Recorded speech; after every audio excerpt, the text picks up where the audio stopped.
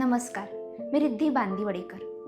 आज आपण जाणून घेणार आहोत की पीसीओडी आणि पीसीओएस हा वेगवेगळा आजार आहे की एकाच आजाराच्या दोन वेगवेगळ्या पातळ्या आहेत। पीसीओडी काय आणि पीसीओएस काय हे दोन्ही जगमान्य आजार आहेत असं आपल्याला वाटतं, पण खरं तर आंतरराष्ट्रीय स्तरावरती पीसीओडीला अजून मान्यता मिळाली नाही असं एका अभ्यासातून स्पष्ट झालं आहे। मग पीसीओडी का म्हणतात बरं?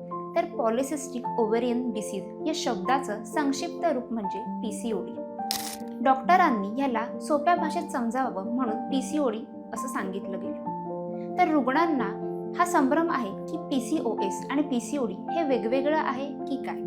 पण पीसीओएस हे एक गांभीर्याने घेतलेला आजार आहे, कारण पीसीओएस मध्ये अनियमित पाळी येणं किंवा पाळी बंदच होणं असं दिसतं, तर पीसीओडी मध्ये पाळीच्या ज्या काही समस्या आहेत ते आपण जीवनशैलीने बदलू शकतो।